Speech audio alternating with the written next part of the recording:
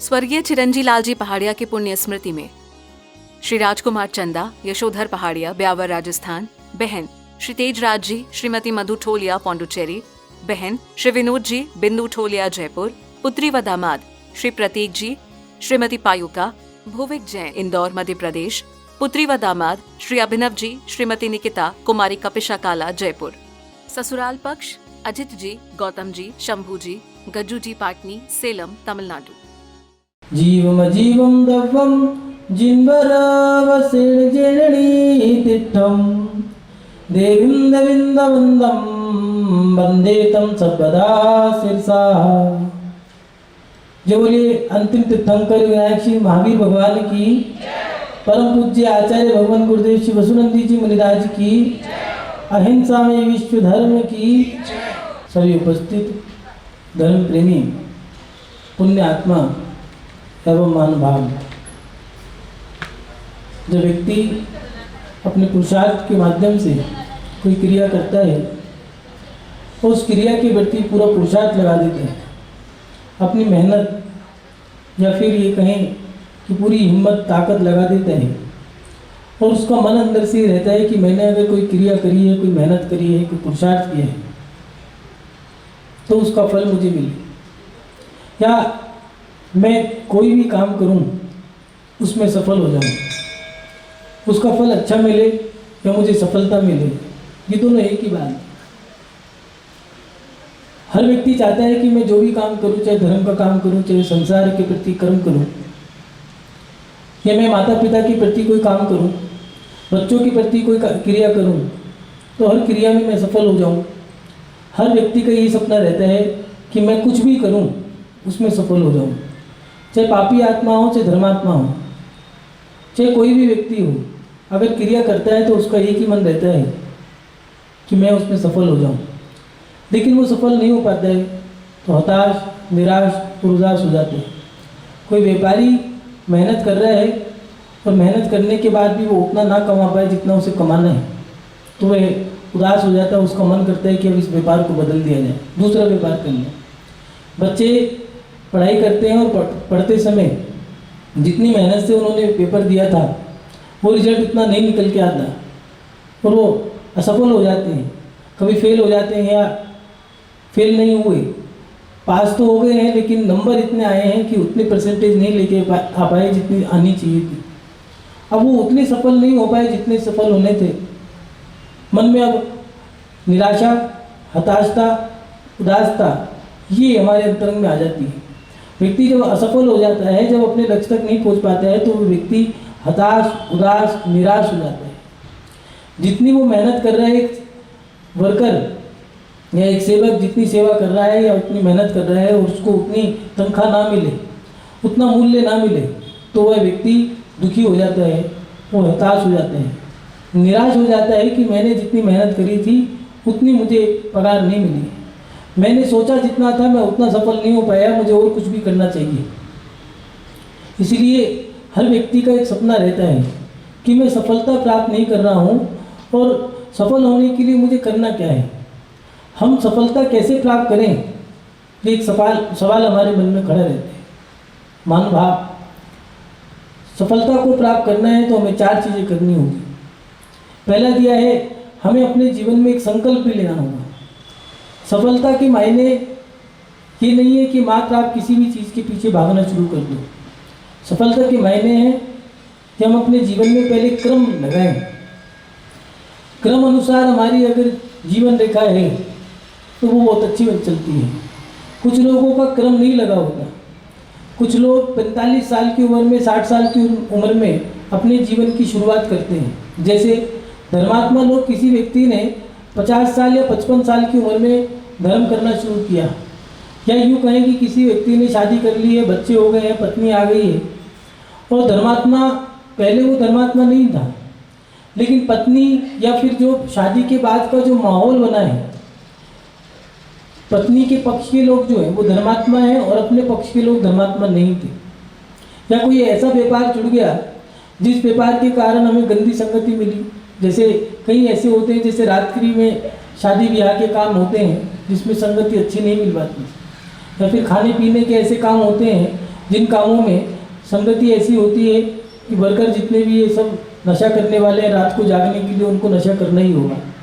अब ऐसा काम कर लिया है कि हमारे अंदर बिगाड़ आ गया है, हम संस्कार अच्छे प्राप्त नहीं कर पाए, और कोई सहयोग ऐसा मिला, कोई मुनि महाराज का या पत्नी का या बच्चों का, या जो हमारा कुटुंब परिकर था, उस परिकर के माध्यम से हमने धर्म स्वीकार कर लिया। लेकिन अब धर्म करने के बाद ऐसा लगता है कि मैंने 45 साल बर्बाद कर दिए। मैंने जो अब धर्म स्वीकार किया है, जो अच्छा काम अब किया है, जो सफलता मुझे अब मिली है, वो काम मुझे पहले करना चाहिए था। मन में एक अफसोस, एक निराशा रह जाती है कि मेरे इतने साल बर्बाद हो गए। जिन लोगों का कर्म नहीं होता है उन लोगों को पश्चाताप करना होता है। इसलिए आचार्य भगवान ने कहा है, सफलता प्राप्त करनी है तो सफलता प्राप्त करने के लिए भी हमें कुछ क्रम लगाने होंगे। हमें सफलता अगर प्राप्त करनी है तो पहले अगर हमें अच्छा जीवन जीना है तो जीवन जीने के लिए संकल्प शक्ति भी होनी जरूरी है। उसकी संकल्प शक्ति की भी आवश्यकता है कि आपने संकल्प लिया है या नहीं लिया। जो आपने लक्ष्य बनाया है उस लक्ष्य को प्राप्त करने के लिए आपने संकल्प ले लिया या नहीं लिया। कुछ लोग ऐसे होते हैं कि हमने लक्ष्य तो बना लिया लेकिन जिसने जैसा कहा वैसा कर लिया।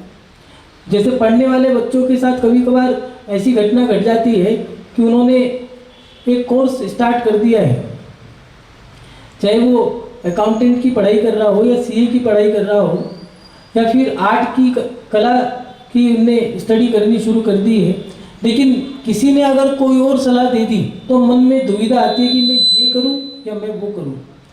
मन में एक शंका रहती है कि अब क्या करें। इसीलिए आचार्यों ने कहा है कि पहले एक लक्ष्य बनाओ और लक्ष्य बनाने के बाद हमें उसमें लक्ष्य के प्रति जो सफलता प्राप्त करनी है तो उसके लिए हमें अटल विश्वास की जरूरत पड़ती है। हमारे जीवन में अटल विश्वास है या नहीं है। जरा सा किसी ने कुछ कह दिया, हम अपने उस लक्ष्य से हट गए, हमारा विश्वास टूट गया, हम डामाडोल हो गए। अब हमारे मन में ये जिज्ञासा आती है कि हम ये करें या ये करें, हम ऐसा करें या वैसा करें। उन्होंने तो ऐसा कहा था, उन्होंने ऐसा कहा, करें क्या, समझ नहीं आता। जो व्यक्ति विश्वास जिनका अटल नहीं है वो व्यक्ति डामाडोल रहते हैं, दुविधाजनक रहते हैं, क्या करें क्या नहीं करें। वो कभी सक्सेस नहीं हो पाते, अपनी जीवन में कभी भी सफलता को प्राप्त नहीं कर पाते। एक राजा थे, कपिलवस्तु के महाराज सुदोधन के पुत्र थे सिद्धार्थ। उनको किसी क्रिया के माध्यम से वैराग हो गया और वैराग होने के बाद उन्होंने वस्त्र त्याग दिए। महावीर स्वामी के समय की घटना है ये। और वस्त्र त्यागने के बाद महावीर भगवान की तरह साधना करने लगे। 6 महीने का उपवास किया, 6 प्रकार के रसों का त्याग करा, अन्न का भी त्याग कर दिया, मात्र एक दाना चावल का लेना, मात्र पानी पीना, उपवास करना, 6 महीने के उपवास करना। और एक दिन तो ऐसा हुआ कि उनके साथ ये घटना घटी कि सफलता उन्हें प्राप्त नहीं हो पाई।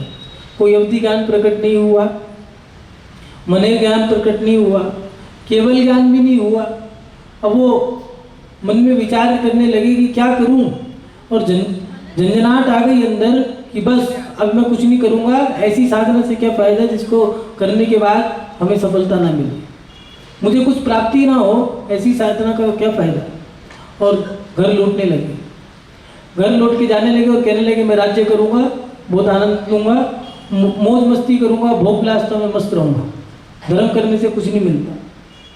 हताश, निराश, उदास हो गए, घर की ओर लौटने लगे। रास्ते में एक समुद्र पड़ रहा था, उस समुद्र के किनारे उन्होंने सोचा कि चलो एक काम करो, यहाँ पर थोड़ा सा स्नान कर लेता हूँ, यहाँ थोड़ा बैठता हूँ। समुद्र में जाने को तैयार थे तो वहाँ पर एक क्रिया देखी कि एक गिलहरी समुद्र में जाती, वापस लौट के आती, पूंछ झाड़ती और फिर जाती, फिर लौट के आती। उन्होंने कहा ये बड़ी अटपटी क्रिया है। गिलहरी से पूछा क्या कर रही हो, तो उस गिलहरी ने कहा कि समुद्र ने मेरा बच्चा खा लिया है, मैं इस दरिया को सुखा के रहूँगी, मैंने संकल्प ले लिया है, बस अब मैं इस दरिया को सुखाने की क्रिया कर रही हूँ। तो वो महात्मा जी, सिद्धार्थ जी का नाम था, उन्होंने गिलहरी से कहा कि इतना बड़ा दरिया कि तुम सुखा पाओगी। तो गिलहरी कहने लगी जाओ जाओ, मुझे शिक्षा मत दो, खुद तो अपने लक्ष्य से भागते हो, मैं सुखाऊं या ना सुखाऊं, लेकिन मेरा संकल्प है कि मैं इसे सुखा के रहूंगी, मर जाऊंगी, लेकिन जब भी लोग मुझे याद करेंगे उनका मेरा नाम यही आएगा कि कभी भी वो गिलहरी अपने संकल्प से नहीं हटी। सिद्धार्थ ने जब ये बात सुनी तो उनको पश्चाताप हुआ और उन्होंने उन्हें दीक्षा धारण करी, और वो दीक्षा तो नहीं धारण कर पाए जो लेनी थी, लेकिन दूसरा मत चला दिया, वहीं से बौद्ध धर्म निकल गया। आज के बाद मैं इस मंदिर में आना बंद करता हूँ, मैं नहीं आऊँगा। यहाँ तो टोका टाकी करते हैं भैया, टोका टाकी तो इसलिए करते हैं तुम्हें आता भी तो नहीं है। अगर तुम्हारे बुजुर्ग या तुम्हारे पूर्वज तुम्हें कोई बात कह के गए हैं, तुम्हें समझा रहे हैं, तुम्हारे माता पिता या तुम्हारे बड़े तुम्हें समझा रहे हैं, तो वो इसलिए समझा रहे हैं कि तुम्हारा कल्याण हो, तुम अच्छे बनो, तुम ऊपर उठो। लेकिन हमें किसी ने समझाना चाहा तो हमने उससे मुंह फुला लिया। जरा सी बात हुई नहीं, हम अपने लक्ष्य से हट गए, हम नहीं जाएंगे, हम नहीं करेंगे, हम पढ़ते ही नहीं, हम ये डिग्री नहीं लेनी, हम ये काम नहीं करेंगे। इसीलिए हमें अगर सफलता प्राप्त करनी है तो पहले हमें लक्ष्य बनाना होगा, और लक्ष्य के साथ साथ अटल विश्वास भी हमारा होना चाहिए। संकल्प शक्ति, अटल विश्वास। अब हमें अपने लक्ष्य के प्रति विश्वास है या नहीं है, विचार करें, सोचें कि व्यक्ति को अपने लक्ष्य पर अधिक विश्वास भी होना जरूरी है। जब तक वो ये नहीं कर पाएगा तब तक वो लक्ष्य सफलता को प्राप्त नहीं कर सकता। कुलभूषण देशभूषण, दो मुनि हुए, पहाड़ पे साधना कर रहे थे, उपसर्ग होता रहा, पूरा गांव खाली हो जाया करता था, नगर का नगर खाली हो जाता था, इर्द गिर्द के जो गांव थे वो भी खाली हो जाते थे, जंगल में जहाँ साधना करते थे उसके पास रहने वाले लोग भी भाग जाया करते थे। जब राम और लक्ष्मण वहाँ गए तो उन्होंने देखा कि ये क्या है, सब लोग डर के भागने लगे। तो पूछा कि भैया भाग क्यों रहे हो? तो उन्होंने कहा कि 3 दिन 4 दिन हो गए हैं और यहाँ पर रात को बिजलियाँ कड़कती हैं, तेज तूफान, आंधी, बारिश, ये सब क्रिया होती है, भयानक भयानक आवाज़ें आती हैं, हम लोग जानते नहीं क्या है, डर के मारे सब लोग गांव खाली कर रहे हैं। उन्होंने कहा हम देखते हैं। पहाड़ पे गए तो देखा कि 2 मुनि राज साधना कर रहे हैं और कोई व्यंतर उन पे उपसर्ग कर रहा है। दोनों ने उनसे उस उपसर्ग को दूर किया, व्यंतर को भगाया। मुनि महाराज का उपसर्ग दूर होने के बाद केवल ज्ञान हुआ और पूछा कि क्या हुआ?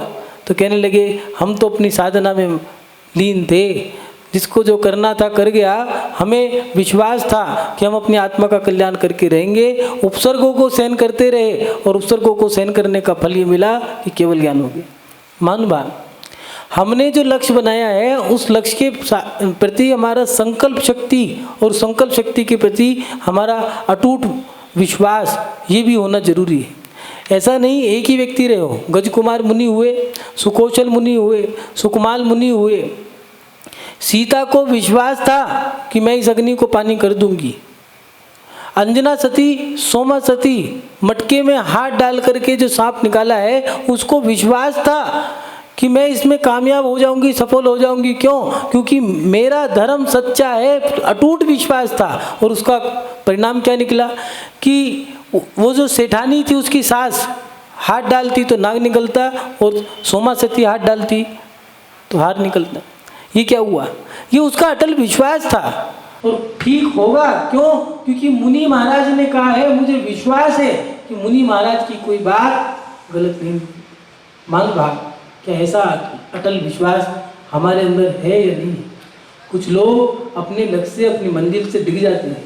जरा सी असफलता प्राप्त नहीं हुई तो बस अब चलो डिग्री छोड़ दी, जहाँ तक पढ़ने जा रहे थे वहाँ तक पढ़ाई नहीं करी, बिजनेस कर रहे थे, साल हुआ 2 साल हुआ, थोड़ा सा घाटा लग गया, बस मन में आया कि दूसरा बदल लो। अरे थोड़ा सा और सहन कर लेते, 2 साल 3 साल तो सहन करना ही पड़ता है और फिर वो व्यापार दोबारा चल जाता और आगे बढ़ जाता। हमें उसने व्यापार छोड़ दिया, नौकरी कर ली और उसका परिणाम क्या हुआ? जिंदगी भर गुलामी ही करता रहा। सोच छोटी हो गई, नौकरी करी, नौकरी के 9 काम और 10वां जी हजूरी, कहावत है। लेकिन अगर वो थोड़ा सहन कर लेता तो पूरी जिंदगी मालिक बन के रहना। व्यक्ति अगर अटल विश्वास हो तो सब कुछ कर सकता है। ये व्यक्ति है निक म्यूजिक, इंग्लैंड का, उसके दोनों हाथ नहीं है, दोनों पैर नहीं है, यहाँ से पूरे हाथ कटे और दोनों पैर कटे। टेनिस खेल लेता है, तैर लेते हैं, दौड़ लेते हैं, बैडमिंटन खेल लेते हैं।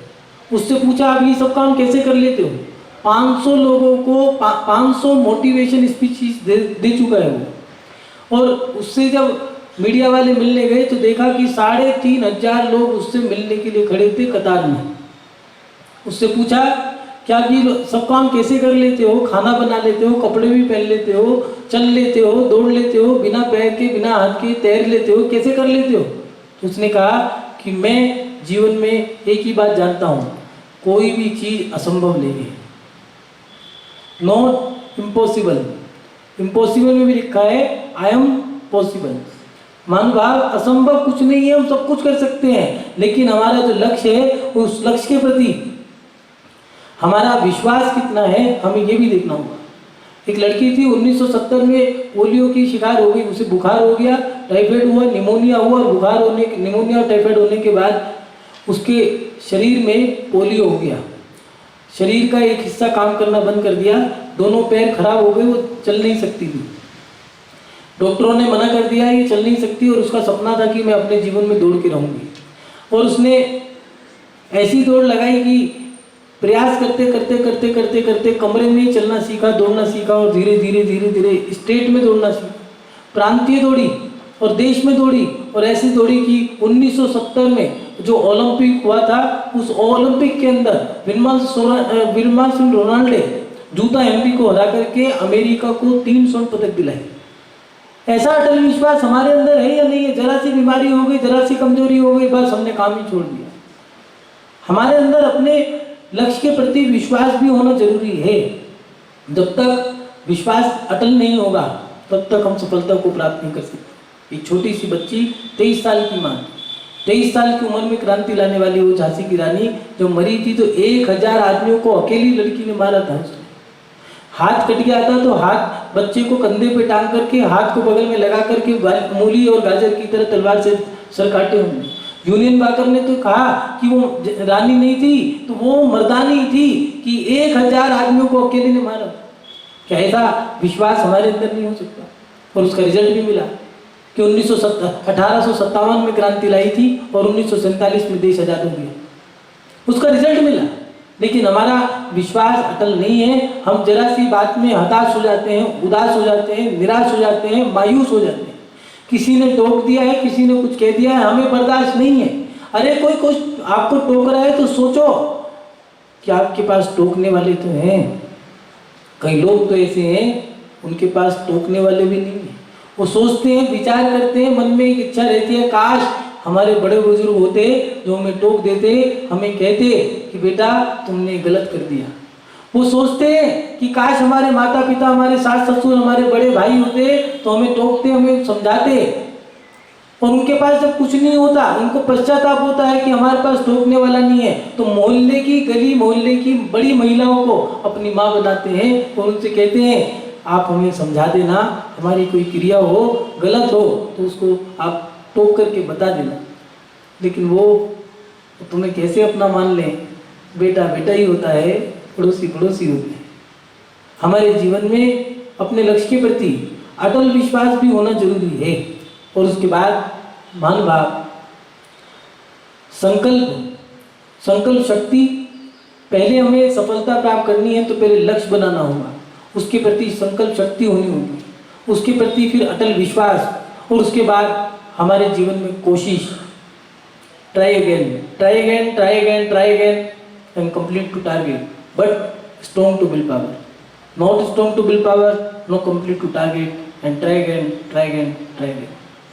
हमें अपने जीवन में लक्ष्य प्राप्त करना है तो बार बार कोशिश करनी होगी, कोशिशों पे कोशिश करनी होगी, तब जाकर के हम लक्ष्य प्राप्त कर सकते हैं। एक चींटी दाना लेकर के चलती है, फिर से गिर जाती है। दाना कभी गिर जाता है, कभी लड़खड़ा जाती है, दीवार पे चढ़ती है, नीचे गिर जाती है। चींटी गिरी, फिर चढ़ी, फिर गिरी, लेकिन अपना लक्ष्य प्राप्त कर गई। और लक्ष्य प्राप्त करने के बाद सबसे बड़ा संदेश दे गई, मौन रही पूरे जीवन भर, और संदेश दे के चली गई कि जीवन में कभी भी निराश मत होना, आगे बढ़ते जाना, सफलता प्राप्त जरूर होती रहेगी। महानुभाव, हमें अपने जीवन में कोशिश करनी होगी, बिना कोशिशों की सफलता प्राप्त नहीं होती। जर्मनी का एक व्यक्ति आया जिसको बिल्कुल ही मूर्ख कह दिया, मूर्ख घोषित कर दिया था जर्मनी की सरकार ने, और बाल्यकाल में तो उसके स्कूल से ही निकाल दिया गया। और उसके जीवन में घटना ये घटी कि जब उसका मन था कि मैं एक बहुत बड़ा साइंटिस्ट बनूं, रेल के अंदर क्या फुटपाथ पे अखबार बेचा करता था और उस अखबार को बेच करके अपनी पढ़ाई किया करता था। झुग्गी झोपड़ी में रहने वाला बच्चा था, गरीब माँ बाप का बेटा, सपना बहुत बड़ा था कि मैं अपने जीवन में वैज्ञानिक बनूं, साइंटिस्ट बनूं।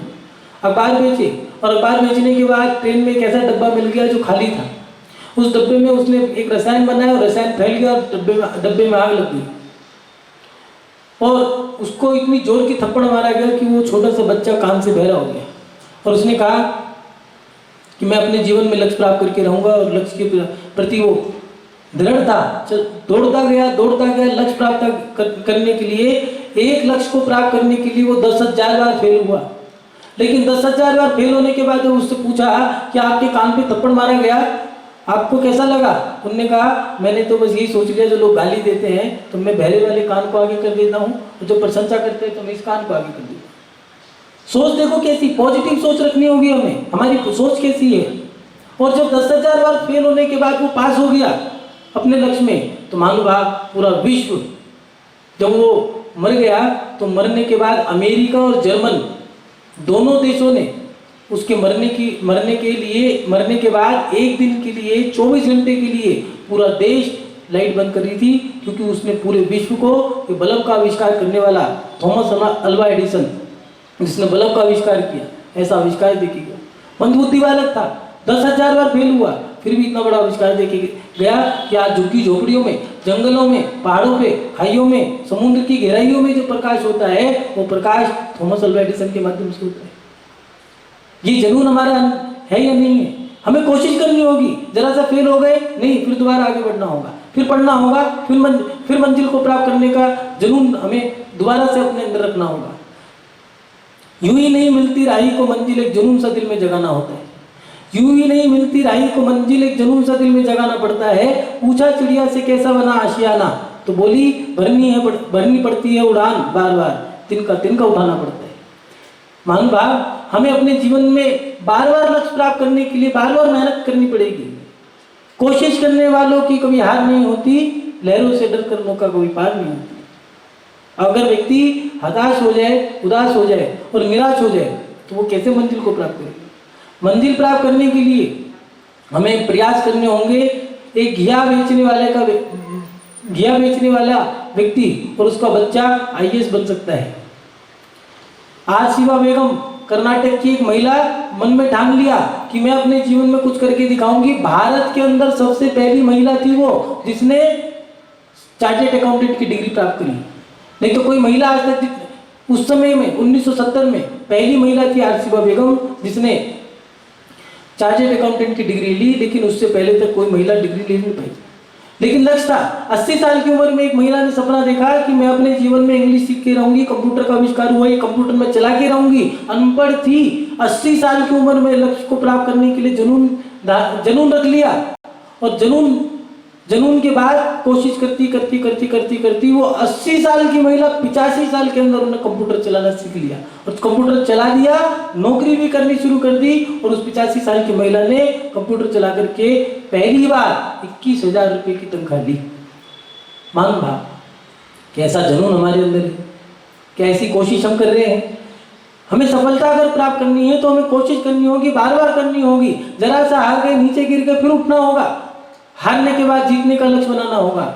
जिन क्रांतिकारियों ने देश को आजाद कराया था, उन क्रांतिकारियों ने कैसे संघर्ष किया होगा। आज तो मेट्रो है, प्लेन है, इतने प्लेन नहीं थे जितने आज हैं, इतनी रेल नहीं थी जितनी आज है, इतनी टेक्नोलॉजी नहीं थी जितनी आज है। उस समय फोन नहीं थे, उस समय मोबाइल नहीं थे, मैसेज संदेश जाया करता था, चिट्ठी लेके डाकिया जाया करता था। अगर कोई खुफिया चिट्ठी होती थी डाकिया को मार दिया करते थे।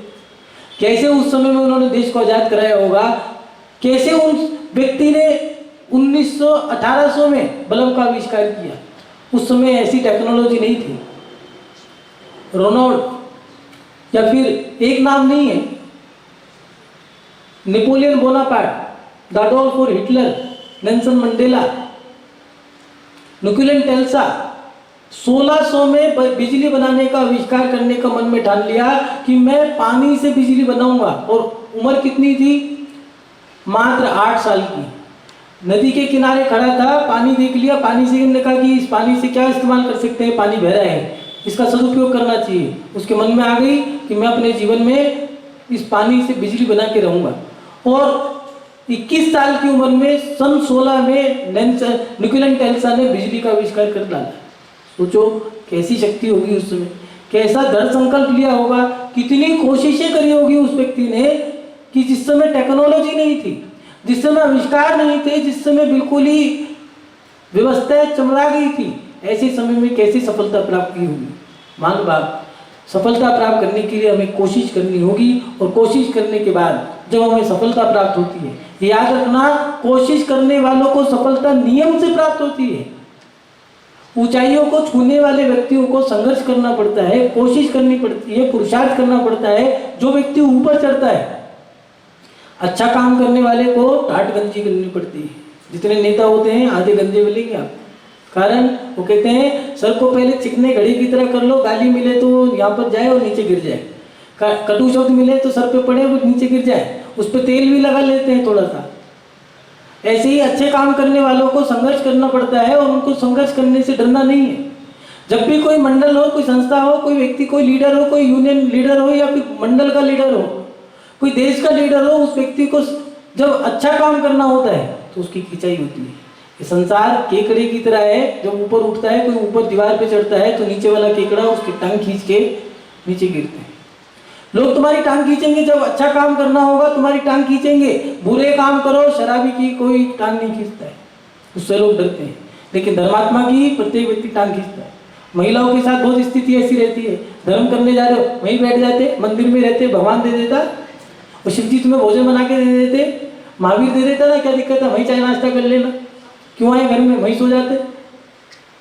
उनको ये सुननी पड़ती है, लेकिन जब वो अटल संकल्प ले लेते हैं हम अपना धर्म नहीं छोड़ेंगे, तो उसका रिजल्ट भी मिलता है। पूरी समाज उनकी प्रशंसा करती है, उनकी एक प्रतिष्ठा बन जाती है, लोग उनको सम्मान देते हैं, गले में माला और सम्मान में तिलक लगाते हैं, लोग उनके चरण छूते हैं और उनको धर्मात्मा की उपाधि दी जाती है।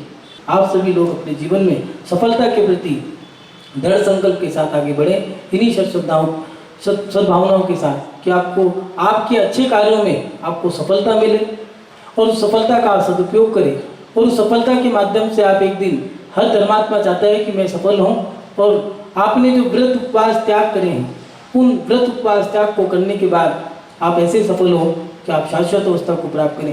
यही भावना भाता हुआ अपनी शव श्रृंखला को विराम देता हूँ। जय बोलिए परम पूज्य आचार्य भगवान गुरुदेव श्री वसुनंदी जी मुनिराज की, अहिंसा में विश्व धर्म की। स्वर्गीय चिरंजी लालजी पहाड़िया की पुण्य स्मृति में श्री राजकुमार चंदा, यशोधर पहाड़िया, ब्यावर राजस्थान, बहन श्री तेजराज जी, श्रीमती मधु ठोलिया, पौंडुचेरी, बहन श्री विनोद जी, बिंदु ठोलिया, जयपुर, पुत्री व दामाद श्री प्रतीक जी, श्रीमती पायुका, भुविक जैन, इंदौर, मध्य प्रदेश, पुत्री व दामाद श्री अभिनव जी, श्रीमती निकिता, कुमारी कपिशा काला, जयपुर।